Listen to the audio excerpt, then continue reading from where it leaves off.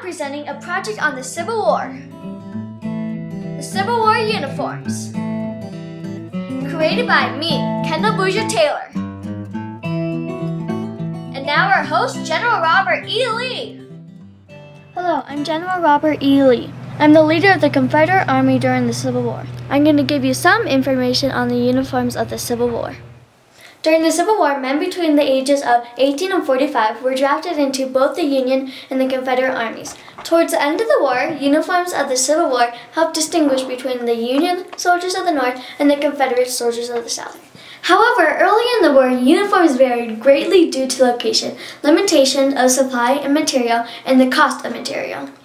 It was also hard getting uniforms made on time, as they were either hand-sewn or made on slow sewing machines. The wool in the uniforms was not suitable for the warmer climates of the South. This caused many soldiers to perish from heat exhaustion. The first uniforms were made of undyed wool. The dye was so weak that the uniforms turned a light brown color within a few months. Dye not strong enough to hold color. Yikes! The color of the Union Army was to be dark blue, but the northern states could not obtain the dark blue cloth needed to make the uniforms. So many Union soldiers were given gray overshirts until the blue coats could be made, even though gray was the official color of the Confederate Army. Unfortunately, this caused many soldiers to perish due to friendly fire. The issues over the uniforms that caused many hardships during the Civil War. Thankfully, the look shifted from the rugged rebel look to a well-uniformed army on each side. Diagram of war uniforms on both sides. The uniforms were stamped with insignia by the government. Insignias worn during the Civil War. Designs on uniforms. A Navy pilot insignia. A Union soldier's insignia. A Confederate soldier's insignia. A African American insignia. An officer's insignia. A insignia for captains. A sharpshooter insignia. Battle insignia. Cavalry insignia, star insignia, and miscellaneous insignia.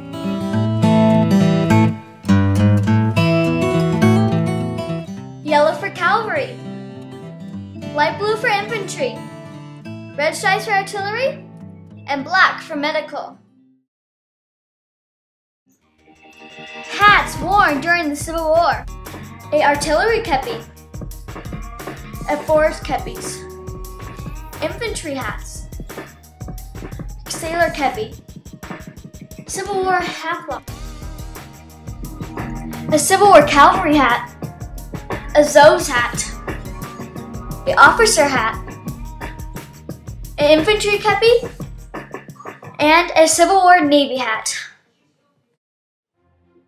Dark blue, official color of the Union Army.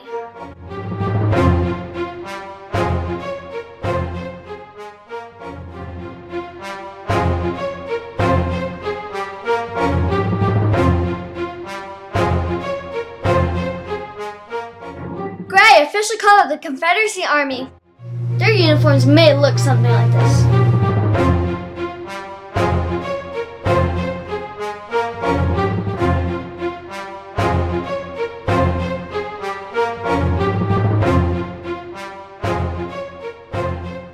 The Louisiana Brigade of 3,000 soldiers took great pride in their look.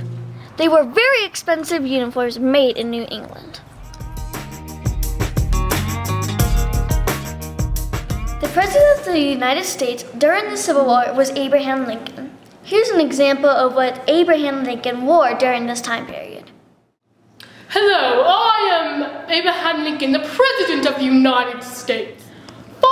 70 years ago, our forefathers brought forth on this continent a new nation, conceived in liberty and dedicated to the proposition that all men are created equal. The general of the Union Army was Ulysses S. Grant. This is an example of what he would wear during the Civil War. I am Ulysses S. Grant, leader of the Union Army. If you see the president, tell him from me that whatever happens, there will be no turning back. The Civil War horses. Although few people realize the horse was the backbone of the Civil War. Over 1 million horses were killed during the Civil War.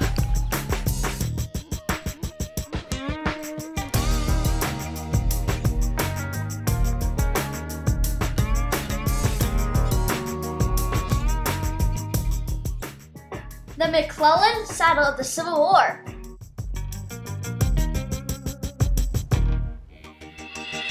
Here are some examples of the horse's uniform.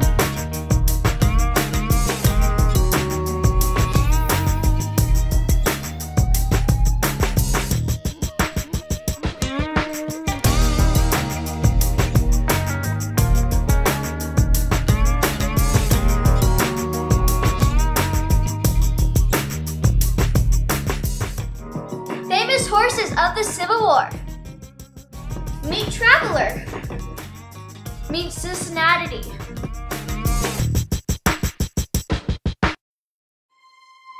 Soldiers' uniforms for specific units. Cavalry units in the Confederacy were more informal. Enlisted men wore dark blue trousers and yellow shirts. The Confederates' cavalry uniforms.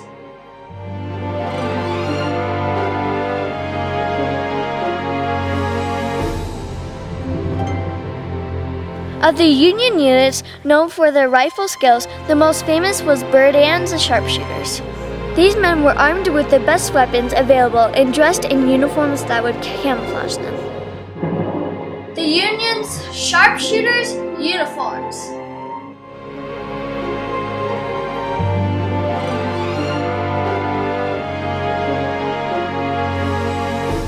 Many who formed the crews on board fighting ships were adventurers from other nations. They were the sailors of the Confederacy. The Confederates' sailor uniforms.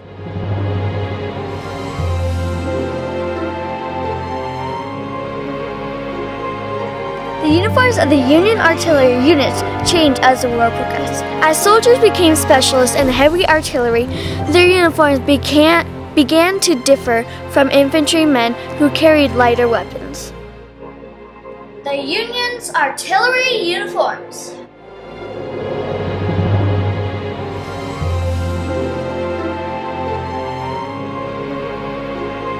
Only a few Confederate infantry regiments got regulation uniforms, and that was very early in the war. These soldiers often had to replace their own uniforms, which varied in color and quality. The Confederates' infantry uniforms.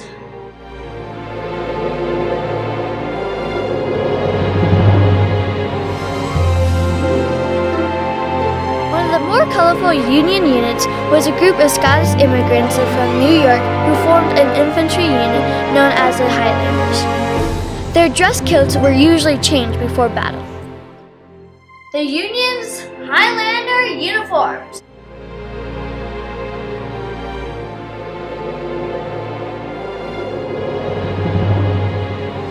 Fancy uniforms patterned after French Algerian zouaves were the rage for both armies, making it especially confusing on the battlefield.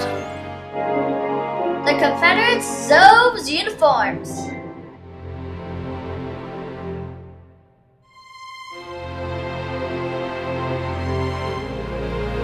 The petty officers on Union ships were the ones who really ran the ship. They carried out the captain's order and served as mate to all others on board. The Union's sailor uniforms.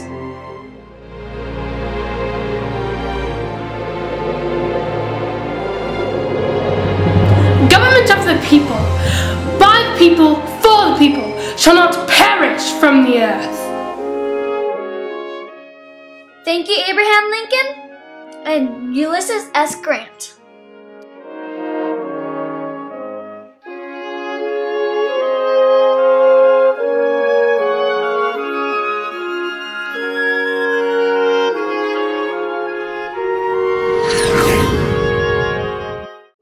May it never be forgotten.